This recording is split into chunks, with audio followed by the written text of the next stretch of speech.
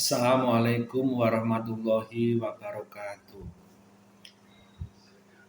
Saya Puji Prasetyo Ngapak, pensiunan polisi tahun 2024. Saya dinas di Kalimantan Utara selama 37 tahun. Lumayan lama. Saya akan membagikan pengalaman saya yang membuat pikiran, kemudian pikiran merasa tenang, hati merasa tentram, dan merasa hidup mengalir apa adanya, tidak aneh-aneh. Jadi selama dinas saya ingin cerita tentang lebih banyak ke diri saya. Ini cerminan bagi anak-anak saya, juga bagi keluarga saya, juga bagi para penonton. Ya silahkan diambil yang baik, yang jelek tidak usah. Jadi saya pada saat datang di Kalimantan Utara, dulu Kalimantan Timur tahun 87. Kemudian saya cerita cepat aja, saya dinas di Tarakan, kemudian saya nikah dengan istri saya tahun 1 Januari 1992. Istri saya kebetulan orang Sulawesi, orang Bugis, suku Bugis ya, Sulawesi, orang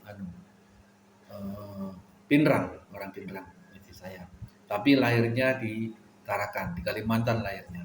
Jadi lahir di Kalimantan, sekolah di Kalimantan sampai sekarang. Saya sudah punya anak 6, anak angkat saya 1. Saya mau cerita kenapa saya ada anak angkat saya. Jadi begini, pada tahun 92 kira-kira saya nikah bulan Januari, terus 93 kira-kira ya nikahnya Januari 92. Terus saya punya anak itu, anak kandung saya lahir 92 akhir. Itu 92 akhir. Terus kira-kira tahun 2093 kira-kira bulan 3 atau bulan 4 anak saya titipkan di tempat bapak angkat saya. Kemudian bapak angkat saya kebetulan Pak RT asli orang ini, orang Kalimantan, sukunya suku Tidung.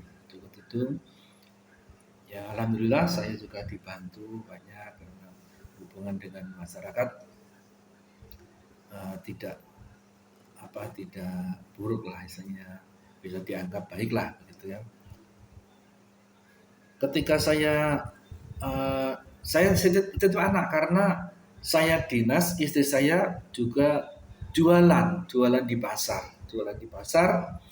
Karena jualan di pasar, namanya pasar pada saat itu pasarnya kumuh ya, tahun 93 itu pasarnya kumuh. Jadi anak saya masih bayi, saya khawatir anak saya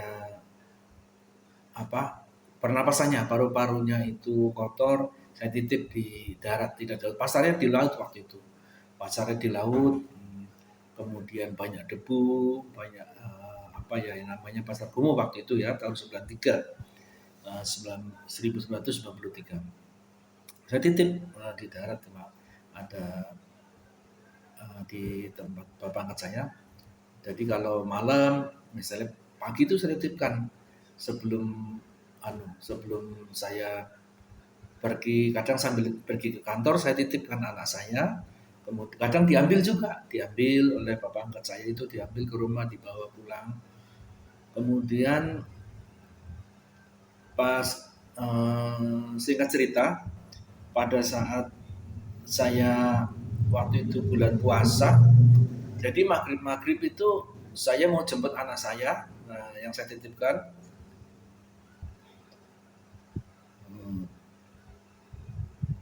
itu ada suara anak nangis, anak kecil nangis. Kebetulan yang saat itu kan bapak angkat saya itu Pak RT. Saya tanya, Pak RT, itu siapa ada suara anak nangis itu? Oh itu tetangga itu, sering nangis bilang itu. Siapa itu? Itu kerjanya sopir, suaminya sopir, istrinya istrinya ibu rumah tangga gitu kan. Oh iya nangis. Karena saya punya anak kecil, kalau ada anak nangis kan saya terasa ya tergugah. Anak saya jangan sampai nangis ya, kan khawatir kan seperti itu. Terus nggak lama nangis lagi. Itu Pak nangis lagi. Terus pas nangis lagi, terus saya ngomong dengan Pak RT, karena itu bulan puasa kan, kalau maghrib itu orang buka puasa sepi gitu, jalanan sepi gitu kan. Jadi kalau ada anak nangis aja dengar gitu kan, walaupun jaraknya nggak jauh sih, jaraknya kira-kira 4 rumah atau 5 rumah gitu jaraknya. Ya rumah ya orang ekonomi kelas bawah gitu ya, rumahnya pada saat itu pakai papan-papan gitu. Ya rumah ya saya di atas, saya tinggal di atas laut juga pakai papan, waktu itu pakai papan semua, lantainya juga papan gitu. Jadi karena nangis, saya ngomong dengan Pak RT, Pak RT, nanti kalau dia nangis lagi, saya datangi rumahnya. Oh, ya. Ternyata tidak lama nangis lagi. Saya lihat, saya intip, saya kan rumahnya papan-papan aja gitu. Mungkin jadi ada lubang sedikit, saya intip. Saya lihat ada anak kecil di belakangnya, di balik kursinya seperti kursi kuno itu, kursi terbuat dari kayu, pendek ya, seperti kalau sekarang kayak kursi tamu lah, kursi tamu pakai kayu. Dia seorang ibu lagi mukulin, di belakangnya dipukulin. Wah, jangan-jangan anak dipukul ini.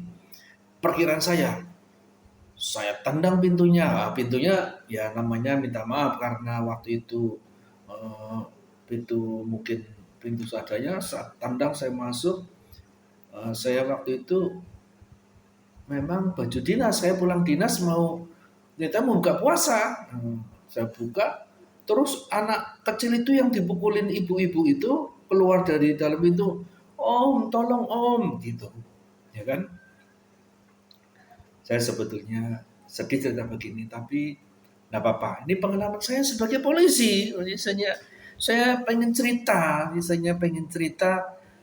mengeluarkan isi hati saya, ya susah suka dukanya, bisa nolong orang gitu kan. Bukan pengennya ya ada polisi yang baik lah pengennya. Ikut om gitu kan, kayak minta tolong gitu. Kira-kira anak itu umurnya 2 tahun lebih lah gitu kan, tapi kurus sekali, kurus sekali. Terus, Bu, kenapa dipukul? Ini Pak, ini lagi makan makan tuh berhamburan nasinya, katanya bilang gitu. Padahal saya lihat anak itu ndak lagi makan, bilang seperti itu. Terus, Bu jangan main pukul dengan anak kecil Bu, walaupun itu anak ibu, bilang gitu kan. Saya nggak tahu kalau ini anak angkat juga itu di tetangga itu. Saya tempat Pak RT ngomong, Pak, itu anak kecil laki-laki dipukul. Oh, itu anak angkat itu. Oh, saya kembali lagi. Ibu, kenapa main pukul anak-anak? Ayo, anak saya lihat, pas saya deketin, dia tambah tambah minta tolong. Tidak, tidak nangis tapi keluar air matanya. Om, gitu. Terus saya angkat karena anak ini kurus. Jadi saya angkat tangan satu pantatnya itu, saya angkat gini. Terus saya pegang tangannya tuh luka-luka semua. Luka semua kayak kayak seperti bekas dipukul pakai benda yang keras gitu. Kakinya gitu. Ya udah, ayo Ibu ikut ke kantor Bu. Saya tahu bahwa ini bukan anak kandung jahat seperti ini. Tadi saya bawa ke kantor, waktu itu saya baru sempat buka puasa, baru sempat makan kue satu sama minum, belum sempat sholat maghrib. Saya bawa ke kantor. Waktu itu ke kantor saya minta tolong teman, saya kontak. Waktu itu belum ada handphone ya, saya kontak pakai minta tolong pakai mobil patroli bawa ke sini dekat rumah bapak angkat saya, terus bawa ke kantor. Sampai di kantor saya udah sempat sholat maghrib, terus saya titipkan dulu ini orang ini, terus cerita kenapa ibu main pukul ini. Saya lihat tidak ada nasi ini. Pas saya dengar ini anak angkat, anak beli katanya. Jadi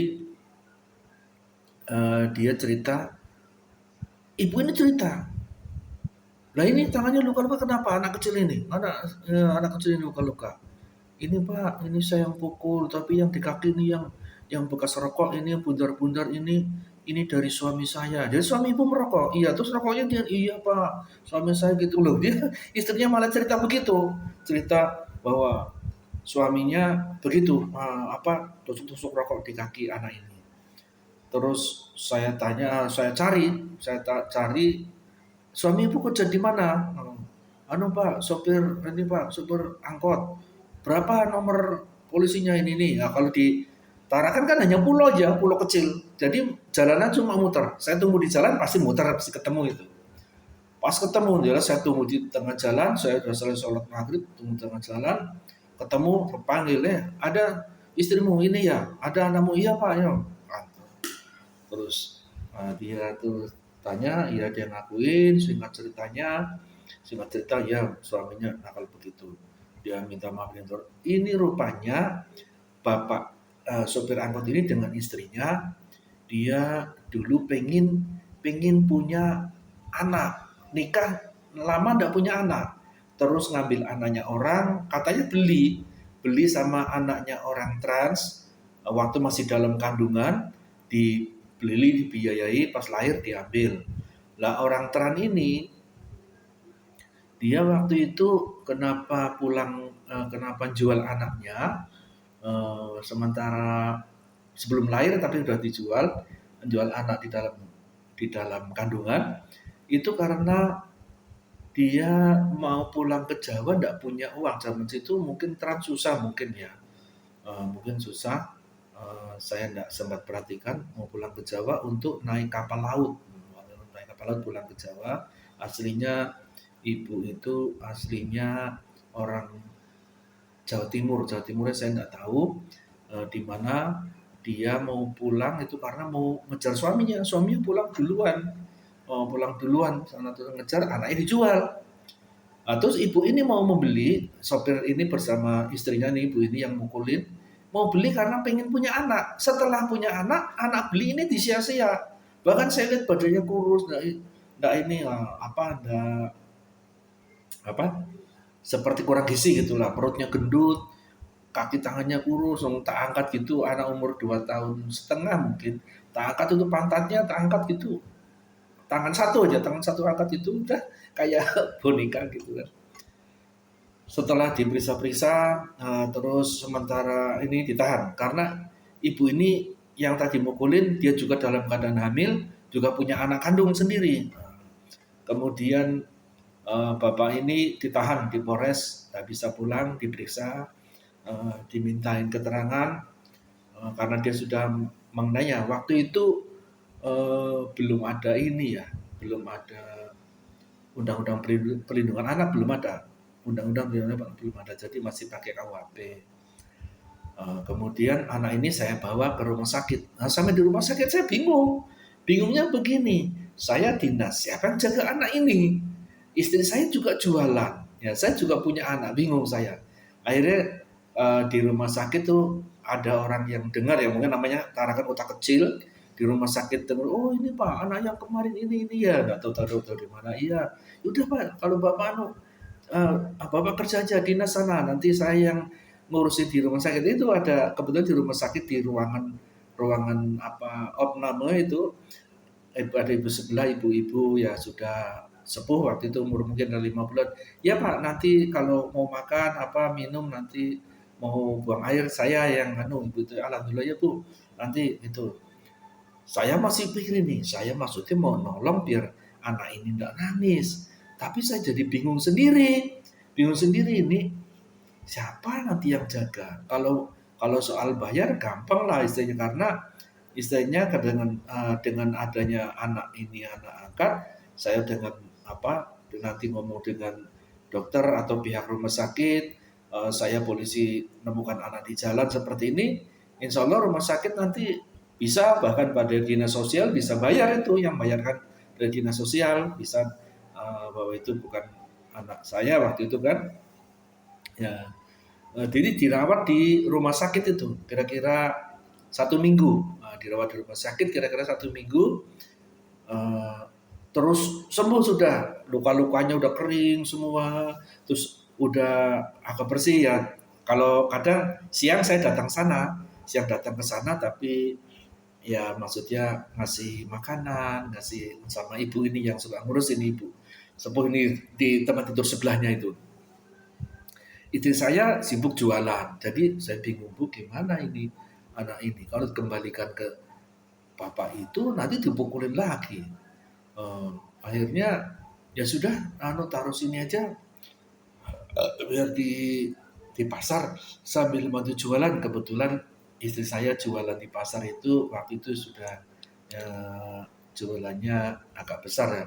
Dulunya kan cuma meja kecil, kemudian bisa jualannya agak besar, kira-kira mungkin kiosnya itu ukuran 3 kali 6 gitu, atau 3 kali 9. Jadi anak itu dari rumah sakit saya bawa pulang. Tapi ada masalah lagi, ketika pulang sampai di rumah itu di pasar, kan saya tinggal di pasar. Itu cuma kiosnya itu terbuat dari kayu gitu kan, 3 kali 12 mungkin ya, jadi dipakai 9 untuk jualan, kemudian yang 3 meter untuk kamar tidur saya sama istri sama anak saya. Di pasar pun gitu, kios-kios sebelah yang tahu ceritanya anak ini tuh semua pada sayang lah, sering ngasih makan. Cuma ini anak yang saya ambil, saya tidak sebutkan nama ya, nanti jadi ya udah, pokoknya anak yang saya ambil lah. Masih kecil waktu itu, umur 2 tahun setengah, dan anak kandung saya umurnya waktu itu berapa ya, mungkin 4 bulan lebih lah, antara 4 bulan 5 bulan lah. Terus anak angkat saya itu udah 2 tahun lebih, 2 tahun setengah. Dia karena saya jualan, istri saya jualan di kios di pasar, itu kadang ada pembeli bapak-bapak gitu. Kalau ada ibu bapak-bapak, anak angkat saya ini langsung ketakutan, dengan ketakutan itu anu apa badannya tuh bisa melengkung ke belakang begini, kepalanya ke belakang gitu, terus langsung jatuh geblak tidak sadar, selalu gitu. Jadi kenapa anak seperti ini ya? Terus saya tanya ke dokter di rumah sakit, oh Pak, itu trauma katanya. Jadi mungkin dulu bapak angkatnya ini suka suka menganiaya yang berlebihan, mungkin maksudnya mendidik tapi berlebihan. Jadi kalau ada lihat seorang bapak-bapak yang posturnya seperti bapak angkatnya itu, dia langsung gini gebrak. Tapi kalau ada saya, dia pas saya misalnya pulang gitu, jam makan siang gitu ya, saya jam 12 pulang, dia langsung sembunyi di kaki saya, sembunyi gitu. Eh, Istri saya kurang ini, kalau istri saya ya karena sibuk ya, jualan ya, alhamdulillah waktu itu jualannya agak rame, jualan di laut, tapi kan banyak orang dari pulau-pulau seberang ke situ. Jadi kurang perhatian. Walaupun ada yang bantu, memang di rumah ada yang bantu. Nah, yang bantu itu kadang yang ngasih makan anak angkat saya itu, ada yang bantu di rumah jualan, dia orang lain, ibu-ibu juga, dia yang kasih makan anak angkat saya itu. Nah, sementara anak kandung saya kan dititip di tempat Pak RT itu. Jadi pas karena dia sering begitu, istri saya ketakutan. Wah, jangan-jangan kalau pas begitu nanti tidak sadar, pas lagi geblak itu jatuhnya ke laut, karena rumah saya tuh bawahnya laut. Semua kios di pasar itu di atas laut. Jadi khawatir betul-betul lah kalau pas saya piket saya bawa ke kantor, ya kan? Ke kantor ya saya jadi masalah, ya kan? Jadi masalah maksud ya gini, kalau pas misalnya ada ada kejadian, misalnya ada kejadian mau datangi tempat kejadian, misalnya ada orang perkelahian atau tiap hari kan, tiap kali piket saya piket kan 8 jam ya. Waktu itu piketnya jam 7 pagi sampai jam 3 sore. 8 jam gitu. Nanti jam 3 sore sampai jam 10 malam. Jam 10 malam sampai jam 7 pagi. Dulu piketnya seperti itu. Dan saya kalau piket pasti saya bawa anak ini. Tapi di kantor ya teman-teman ya banyak yang apa ya merasa kasihan gitu ya. Jadi kadang belikan kue bahkan waktu oh ya saya ingat itu pada saat bulan puasa itu saking mungkin lapar nih anak angkat saya yang baru sebagai kantor saya baru ingat itu dulu dulu orang piket tuh disiapin minuman Milo Milo ya Milo karena umumnya sana Milo ya yang banyak pedang-pedang Milo gitu minum Milo anak angkat saya ini itu minum Milo tuh kan sampai 3 gelas tuh habis heran saya mungkin lapar betul dia. Padahal sudah dikasih kue kan ada buka puasa paling cuma kue gitu ya. Kue makan kue dia dua terus Milo sampai 3 gelas habis.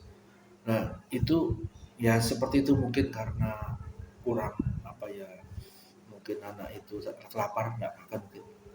Ya sudah saya terus cerita.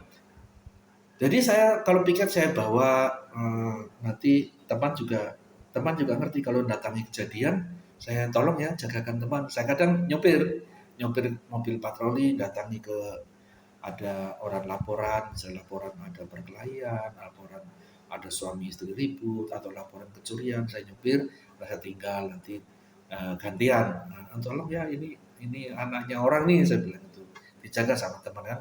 Kadang piket itu ada 7 orang satu kali piket gitu kan ya gantian jaga anak kemudian anak ini kalau sama ada teman-teman saya yang polisi-polisi baju dinas itu enggak takut tapi kalau ada orang yang bajunya enggak dinas walaupun itu polisi itu misalnya ada orang datang gitu atau polisi datang ini siapa tanya oh langsung takut itu langsung mau kejang sudah kalau mau kejang udah langsung saya peluk gitu saya peluk biar enggak kejang geblak biar enggak geblak gitu alhamdulillah. Terus cerita singkatnya sudah gede, misalnya gede cerita singkat. Terus sudah apa? Ini sudah berapa kira-kira sudah normal itu mungkin ada berapa? 3 bulan mungkin 3 bulan sudah bisa bersosialisasi dengan orang-orang sudah tidak takut dengan orang sudah tidak saya bawa taruh di rumah gitu taruh di rumah sudah tidak takut dengan orang cuma dia kadang ya namanya anak kecil ya kalau lihat ada mungkin yang wajahnya seram itu masih kadang sembunyi di kolong ya kalau jualan itu kan ada meja orang sembunyi di meja di kolong meja itu sampai berkeringat ya sampai berkeringat kolong meja jualan berkeringat saya pulang pas jam 12 kan pulang mau makan siang karena saya dekat kantor saya dengan pasar itu dekat kira-kira berapa ya mungkin 1,5 kilo lah jadi mau lalu dulu belum punya motor ya jalan kaki ya bisa nanti habis makan sholat zuhur di rumah kembali lagi ke kantor dulu pada tahun itu jadi saya lihat tuh ini anak kok bawa kenapa jangan ketakutan ini jangan ketakutan ini wah, mungkin istri saya enggak lupa mungkin bahwa kalau dia ada sesuatu orang yang mungkin wajahnya kelihatan seram dia takut ya kan.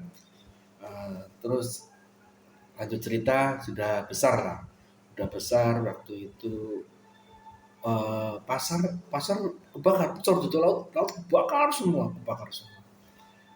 semua eh, termasuk kiosnya istri saya itu dua kios satu jual apa ada dua kios ada padapan kios sembako sama kios baju-baju jual baju saya dulu istri saya jualan baju-baju bekas di padapan satu satu kios sembako satu jual baju-baju bekas tapi berhadapan kebakar semua satu pasar kebakar semua mungkin perkiraan itu ada 200 kios-kios atau antara 200-300 lah kios kebakar pas maghrib itu kebakar terus saya singkat cerita saya kebakar, saya pindah cari kontrakan rumah lah di luar. Dari kontrak ya sudah, namanya kebakar ya biasa. Dari nol lagi, jalan kaki, dinas jalan kaki waktu itu ya kan, cari kontrakan yang dekat dengan kantor, yang jalan kaki nggak terlalu jauh waktu itu. Terus anak saya sudah besar, eh, saya masukkan pesantren. Anak saya semua saya masukkan pesantren. Pesantrennya itu di Jawa waktu itu. Saya pengen waktu itu, wah, anak saya harus sekolah di Jawa biar ngerti sopan santun, pikiran saya begitu. Karena waktu di Kalimantan kan saya tidak sempat ngajarin anak. Paling kalau pulang kerja gitu kan, istri saya juga sibuk jualan, ketemunya cuma maghrib aja gitu, habis maghrib gitu kan. Jadi tidak sempat ngajarin pada anak ini ke Jawa biar ngerti sopan santun, biar ngerti umah unggu. Ya bapaknya juga orang Jawa, saya kebetulan Jawa apa. Anak saya waktu itu saya pondokkan di pesantren di Jawa Timur di Gading Mangu. Anak saya di sana, termasuk anak angkat saya juga. Saya pondokkan di sana. Tapi waktu anak saya pondokkan, termasuk anak angkat saya sudah besar, sudah umur, udah bisa bikin SIM. Karena saya polisi, saya bikinkan SIM waktu itu. Saya ajarin nyupir, kemudian nyopir ya sewa mobil, belajar nyopir yang bayar itu. Terus tapi bayarnya ndak langsung full, biasanya paling dipelajari 2-3 kali, terus nanti saya sewa mobil sendiri, terus tak ajarin sendiri gitu. Jadi ndak terlalu mahal bayarnya. Jadi singkat cerita, anak saya mondok itu sudah punya SIM sepeda motor, SIM mobil. Anak kandung saya tidak, karena masih anak kandung saya kan di bawahnya umurnya, belum bisa punya SIM, mondok di pesantren. Ya mondok anak angkat saya itu, mondok karena bisa nyupir, mungkin sama anu pengurus-pengurus pondok atau guru-guru di pondok itu sering disuruh mungkin ya, oh ini punya SIM, ini anak masih mondok sudah punya SIM, sering disuruh. Kadang mobilnya sekolahan situ pesantren dipakai keluar. Akhirnya anak angkat saya ini mondoknya nggak selesai, nggak sampai lulus ya kan. Rupanya pas kan saya dulu paling telepon aja, kayaknya belum ada handphone gitu, belum ada handphone ya.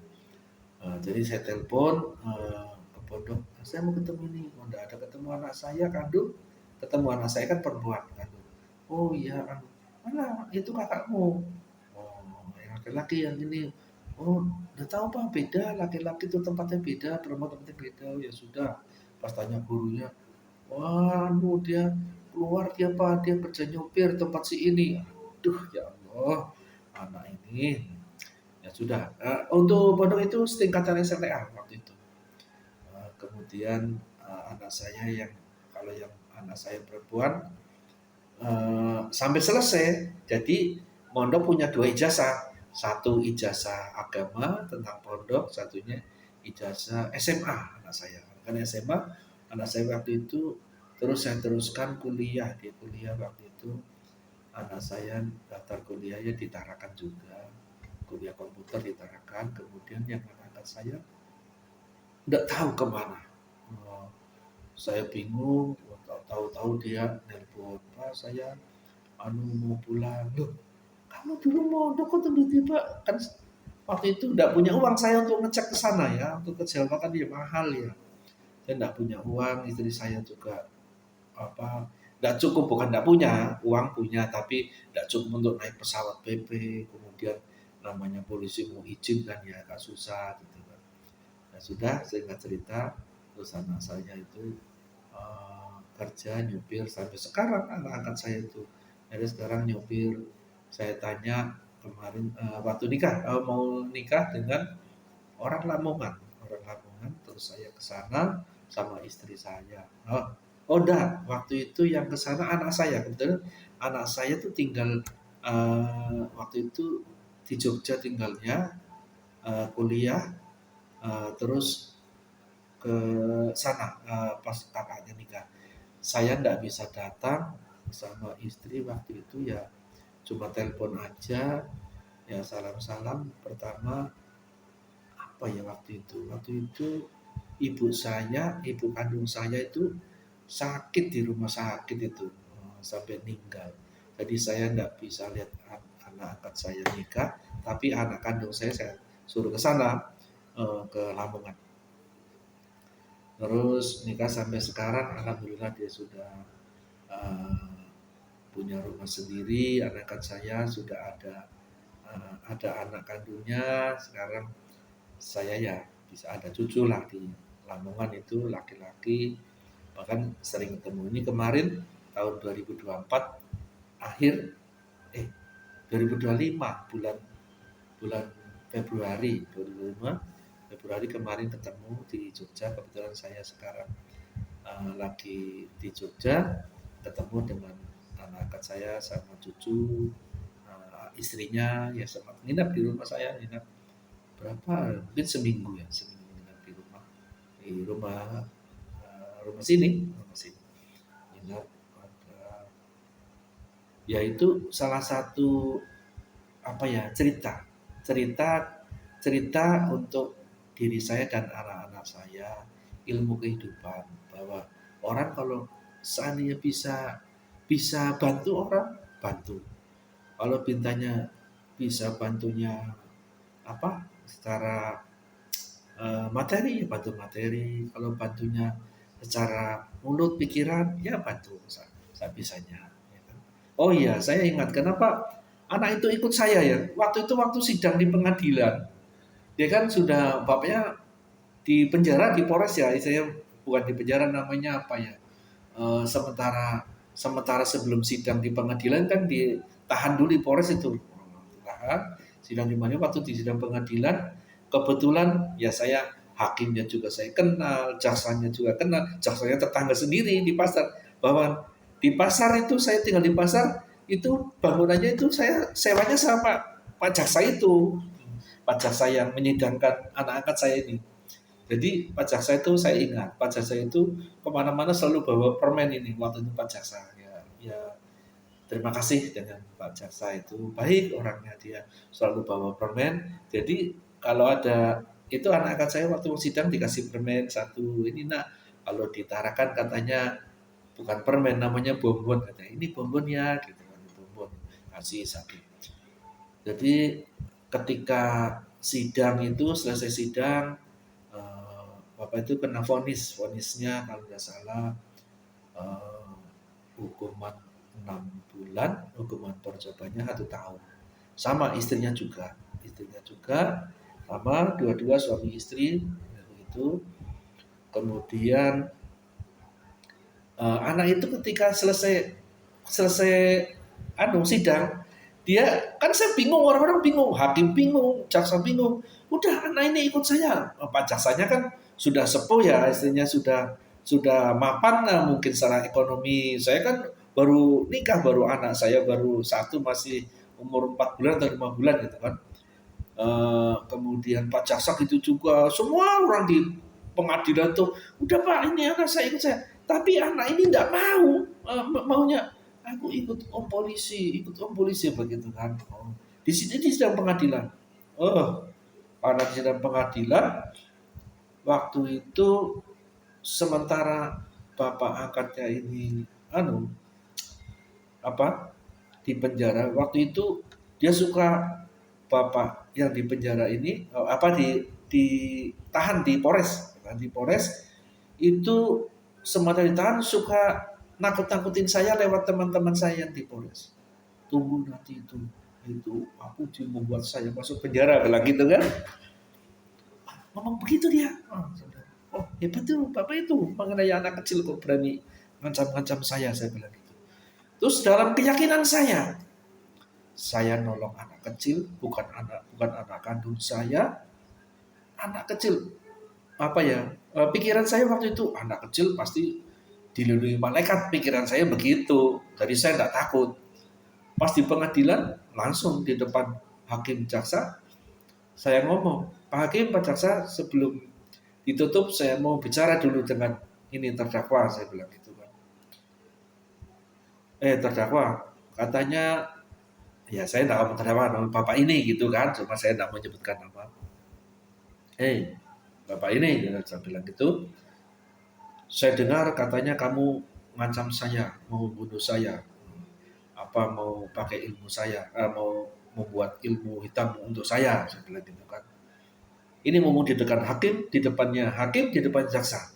Sekarang kamu tidak usah nunggu besok-besok, keluarkan ilmumu, saya bilang gitu.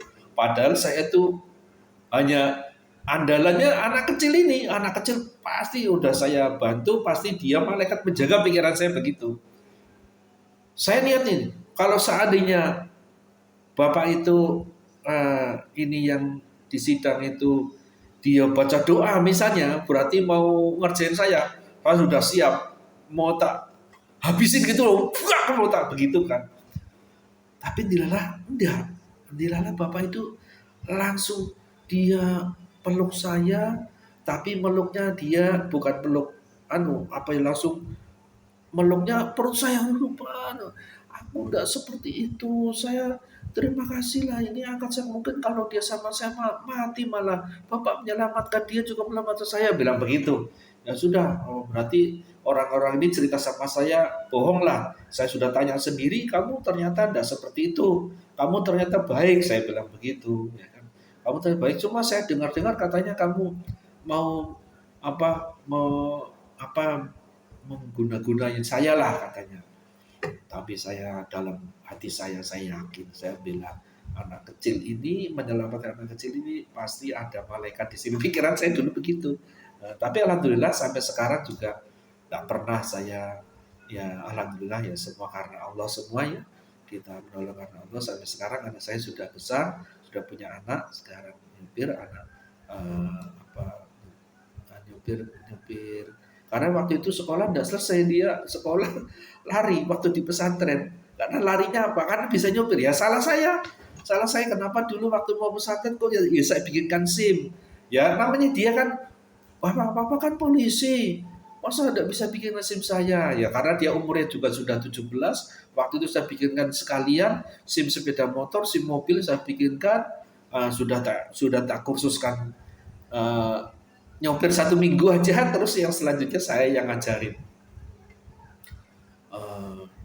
Kemudian ya saya cerita itulah istilahnya pada saat di pengadilan seperti itu. Itu salah satu yang saya sumbangkan sebagai polisi. Misalnya mungkin para netizen, para penonton ya kadang cuma dengar jeleknya polisi aja ya, polisi yang jelek-jelek. Ya saya pengen cerita juga, saya polisi juga. Menurut saya tidak semua polisi jelek. Saya ya seperti itu. Anak saya perempuan 5, laki-laki 1. Anak saya laki-laki, jadi laki-laki 2, perempuannya 5. Itu ya boleh, memang saya akui ada juga di mana-mana oknum tuh ada. Di apa saja, di kantor apa saja, di bagian apa saja, pasti ada oknumnya kan. Saya juga merasa. Tapi saya ini membagikan pengalaman saya selama 37 tahun saya dinas, diantaranya ada yang cerita senang, cerita susah, cerita sedih yang mengharukan, ada juga. Kadang saya kalau ingat-ingat gini, nanti habis video begini saya ingat kadang sampai keluar air mata sendiri. Saya kalau udah tahan-tahan ini ya bisa keluar air mata ya, tapi ya saya dulu ya saya berhenti sebentar terus saya cerita lagi ya. Itu cerita saya selama dinas 37 tahun. Ada cerita, salah satu cerita mengharukan ya kan, mengharukan ini jadikan ilmu kehidupan.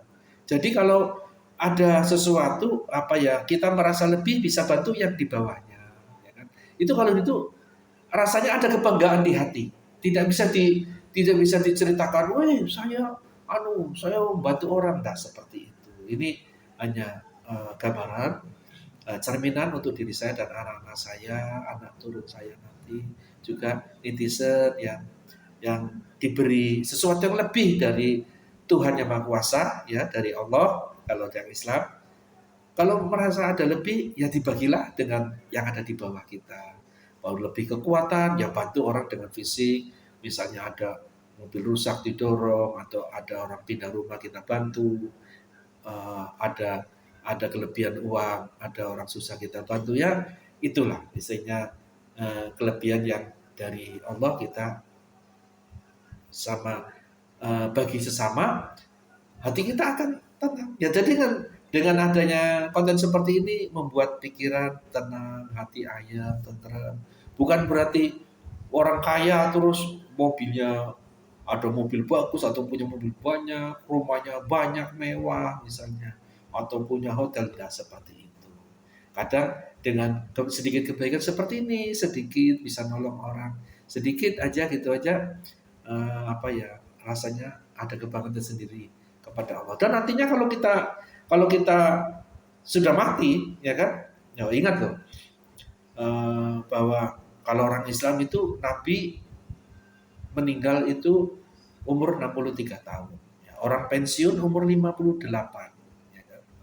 Jadi kalau yang Islam menurut Nabi kan meninggal tuh antara 63. Kalau sesuai Nabi, kalau pensiun umur 58 berarti sisa 5 tahun lagi, ya kan? Kalau yang Islam ya kan, yang Islam ya sesuai Nabi umur 63 tahun meninggal, 5 tahun lagi. Lah 5 tahun lagi ini apa? Apa yang kamu persiapkan untuk meninggal, ya kan? Apa andalannya?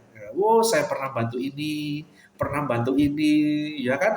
Dipersiapkan 5 tahun ini. Tahun pertama ini apa? Tahun kedua ini apa? Tahun ketiga ini apa? Ya itu. Ya bukan, maaf saya bukan ustadz, ya kan? Saya tidak pernah sekolah pesantren, pondok saya tidak pernah. Saya bukan ustadz, jadi ya saya hanya pengalaman pribadi, cerita-cerita pribadi. Semoga ini bermanfaat. Yang baik dipetik silahkan diambil, yang tidak baik jangan ditiru, ya kan? Eh, Jangan lupa subscribe, like, share, komen. Salam ilmu kehidupan. Wassalamualaikum warahmatullahi wabarakatuh.